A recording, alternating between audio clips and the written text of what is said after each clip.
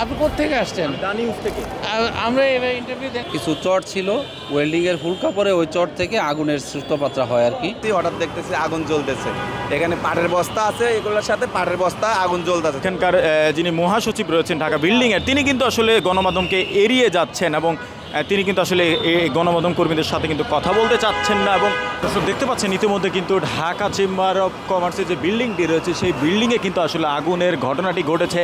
এবং দর্শক দেখতে পাচ্ছেন ইতিমধ্যে কিন্তু ফায়ার সার্ভিসের যারা কর্মীরা রয়েছে, ফায়ার ফাইটাররা, তারা কিন্তু এসেছে দ্রুত সময় এবং তারা কিন্তু ইতিমধ্যে পানি দিয়ে সেই বিল্ডিংয়ের আগুনটি কিন্তু ইতিমধ্যে কিন্তু নিয়ন্ত্রণে এনেছে স্থানীয়রা। এবং তার পরবর্তীতেই কিন্তু ফায়ার সার্ভিসের যারা কর্মীরা ছিলেন তারা এসে পুরোভাবে কিন্তু এই আগুন নিয়ন্ত্রণে এসেছে। এবং দর্শক দেখতে পাচ্ছেন ইতিমধ্যে তারা কিন্তু আসলে এই বিল্ডিংয়ের সামনে কিন্তু পানি দিচ্ছেন যে জায়গায় আগুনটি লেগেছিল।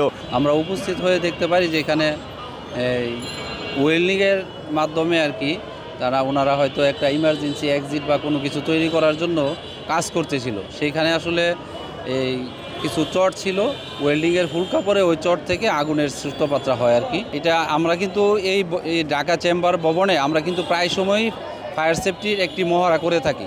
তো যার কারণে এখানে অনেক প্রশিক্ষিত লোক আছে।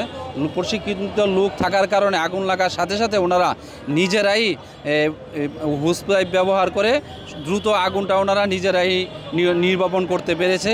কারণ এটা হচ্ছে প্রশিক্ষণের কারণে।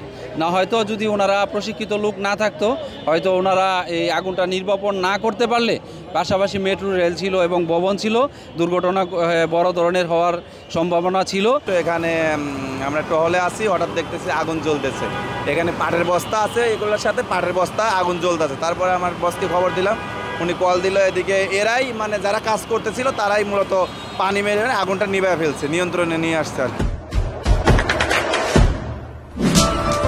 দেশে দেশে সবার সাথে দ্য নিউজ।